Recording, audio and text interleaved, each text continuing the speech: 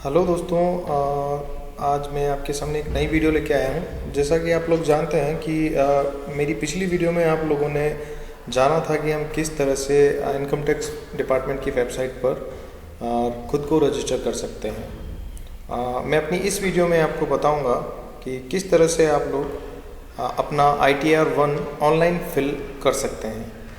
इसके लिए सबसे पहले आपको इनकम टैक्स इंडिया efiling.gov.in में आपको वेब एड्रेस में जाना होगा।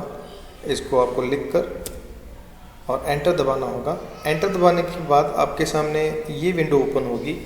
इस विंडो में आपको लॉगिन, जो ये येलो सर्कल कर रखा है लॉगिन हियर, यहाँ पर जाकर क्लिक करना होता है।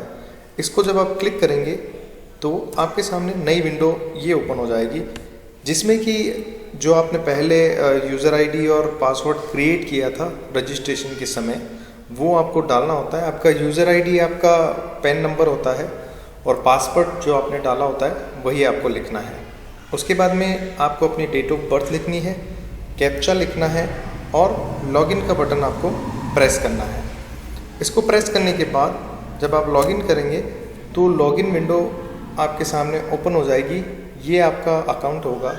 इस जगह पे आपका नाम शो होगा, इस जगह पे जहाँ मैं माउस का कर्सर जो है दबा रहा हूँ, बता रहा हूँ आपको, यहाँ आपका नाम शो होगा। उसके बाद में इस तरह से आपके सामने मेन्यू होगा।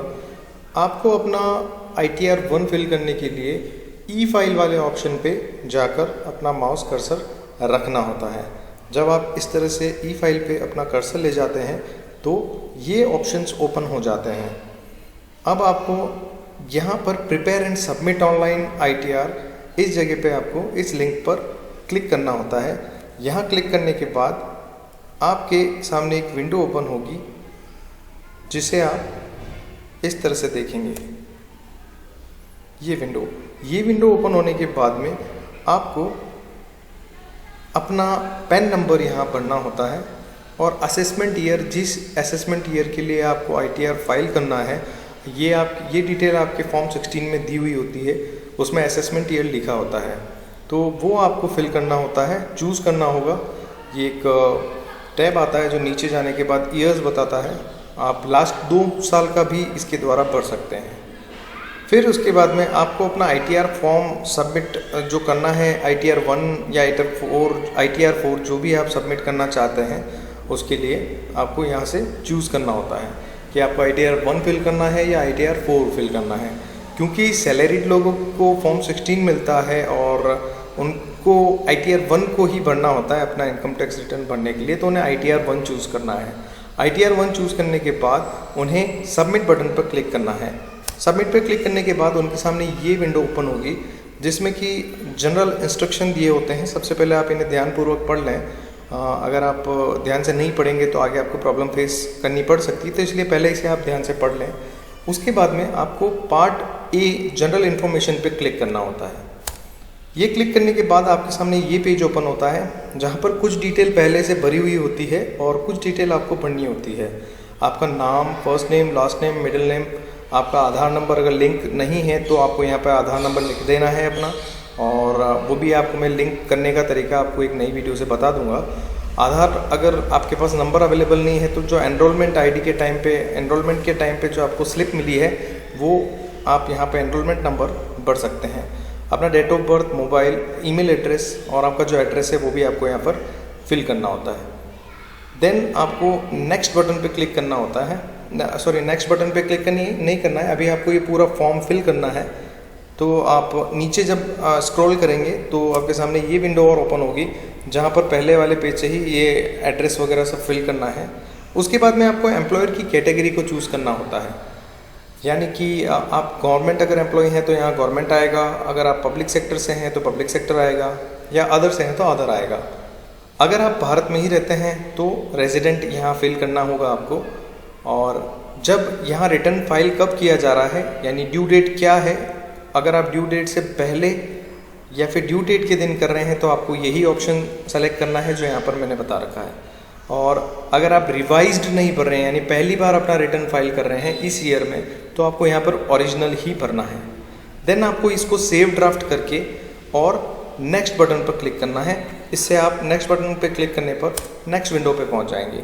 यहाँ पर जैसा कि आपको दिया गया है, आपको अपनी इनकम डिटेल भरनी होती है। इनकम डिटेल आपको फॉर्म 16 के द्वारा प्राप्त हो जाती है। जो फॉर्म 16 आपका होगा उसमें आप देख सकते हैं कि HRA की रिबेट मिलने के बाद टोटल इनकम आपकी क्या बनती है, वो आपको यहाँ फिल करनी है। इस वाले जो एरो दिख रहा है, फर्स्ट एरो, यहाँ पर आपको टोटल इनकम अपनी शो करनी होती है। अगर आपके कोई हाउस प्रॉपर्टी है, इसके द्वारा कोई आपको इनकम आ रही है तो उसको यहाँ शो करना है, और किसी अदर सोर्स से भी कोई अगर इनकम आपके पास आ रही है तो उसको इस नीचे वाले जगह पे आपको शो करना है। उसके बाद में अकॉर्डिंग टू फॉर्म 16 आपको कुछ डिडक्शन में रिबेट्स भी मिलती हैं, कुछ रिबेट्स मिलती हैं, तो वो डिडक्शन आपको एज़ पर सेक्शंस जो हैं इनकम टैक्स डिपार्टमेंट एक्ट के, उसके एज़ पर आपको यहाँ पर फिल करने होते हैं। जैसे आपको ATC में लाइफ इंश्योरेंस हो गया या और भी दूसरे इंश्योरेंस हो गए, उन सब के लिए ATC में आपको यहाँ फिल करना है। ATCCD में अगर आपके CPF अगर आपका कट रहा है तो वो आपको यहाँ भरना है, या GPF अगर कट रहा है तो उसको यहाँ पर फिल करना होता है। उसके बाद में हम नीचे स्क्रॉल करते हैं। नीचे स्क्रॉल करने के बाद में ये विंडो ओपन होती है। यहाँ पर जो डिटेल्स हैं, ये आपने पहले जो डिटेल्स भर रखी हैं उनके आधार पर यहाँ पर आपको सारी डिटेल्स पहले से फिल की हुई मिलती हैं। अगर इनमें कुछ चेंज करना चाहते हैं तो आपको पहले वाला चेक करना होता है, पहले वाले अमाउंट्स चेक करने होते हैं कि आपने पहले क्या भरा था।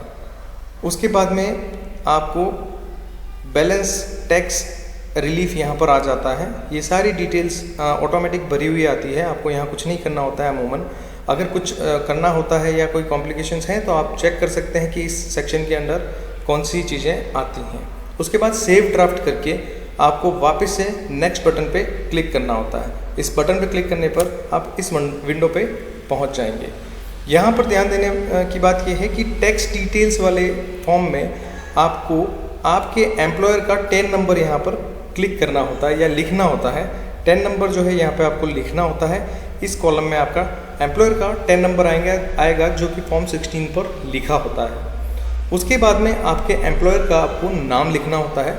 जो एम्प्लॉयर का आपका नाम है, व्हाटएवर जो भी नाम हो उसका पदनाम, वो आपको यहाँ लिखना होता है। उसके बाद इनकम अंडर सैलरी, यानी जो टैक्सेबल इनकम सारे डिडक्शन के बाद बचती है, जो इनकम टैक्सेबल है, यानी जिस पर आपके एम्प्लॉयर ने आपका टैक्स डिडक्ट किया है, वो इनकम आपको यहाँ लिखनी होती है।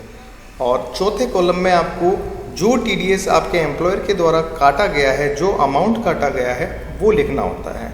इसके बाद में आपको सेव ड्राफ्ट बटन क्लिक करना होता है और नेक्स्ट चलना होता है। यहाँ एक बात और बता दूँ मैं, अगर आपके पास अदर देन सैलरी कोई इनकम आती है और उस पर कोई फॉर्म 16 के द्वारा या आपके एम्प्लॉयर के द्वारा TDS का डिडक्शन किया गया है, तो उसकी डिटेल आपको यहाँ नीचे भरनी है।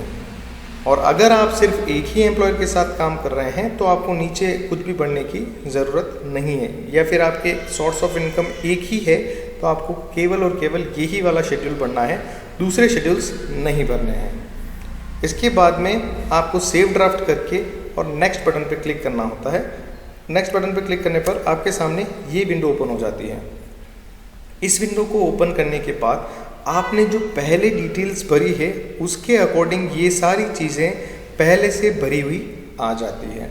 अगर आपके पास में ये सेक्शन के अंडर अगर आपके पास में कोई और दूसरी चीज़ें अगर आपको रिबेट मिलती हैं, कुछ एग्जेम्प्ट इनकम होती है, जैसे एग्रीकल्चर इनकम आपके पास में होती है 5,000 या उससे कम, तो आप यहाँ शो कर सकते हैं, वो भी आपको एग्जेम्प्ट हो जाएगा, उस पर टैक्स नहीं लगेगा।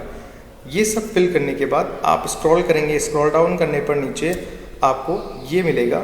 यहाँ पर आपको अपनी बैंक डिटेल भरनी है जिसमें कि आप अपना इनकम टैक्स रिटर्न पाना चाहते हैं। उस बैंक की डिटेल आपको यहाँ फिल करनी होती है जिसमें आप अपने इनकम टैक्स का रिटर्न प्राप्त करना चाहते हैं। सबसे पहले आपको IFSC कोड भरना होता है। उसके बाद में बैंक का नाम, आप जब IFSC कोड सही भर देंगे तो बैंक का नाम ऑटोमेटिक आ जाता है। उसके बाद आपको अपना अकाउंट नंबर भरना होता है और जो भी डिटेल यहाँ अगर चाहिए गई है, अगर आपने 9/11/2016 से 30/12/2016 तक 2,000 से ज़्यादा कैश, अगर 2 लाख से ज़्यादा अगर कैश आपने जमा किया है तो उसकी डिटेल आपको यहाँ देनी है। आप अगर चाहें कि दूसरे बैंकों की डिटेल भी यहाँ पर ऐड कर सकते हैं। जितने ज़्यादा अकाउंट्स हैं आप ऐड बटन को दबा के दूसरे बैंक्स की डिटेल आप यहाँ पर फिल कर सकते हैं। उसके बाद लास्ट में आपको अपना नाम, अपने पिताजी का नाम और जो प्लेस जहाँ पर आपने रिफ़ंड को जमा कराना है या आपने बैठ के इसको फॉर्म को फिल किया है उस प्लेस का नाम यहाँ पर आ जाएगा। पैन कार्ड की डिटेल वैसे ही भरी हुई आ जाएगी और जिस डेट को आप फिल कर रहे हैं वो डेट पहले से आ जाएगी। उसके बाद आपको ये सेव ड्राफ्ट करना है और प्रीव्यू एंड सबमिट बटन को आप क्लिक करेंगे। प्रीव्यू एंड सबमिट बटन को क्लिक करने के बाद में आपके सामने एक विंडो ओपन होगी। उस विंडो में आपको जो डिटेल्स आपने भरी हैं वो सारी डिटेल्स शो होंगी।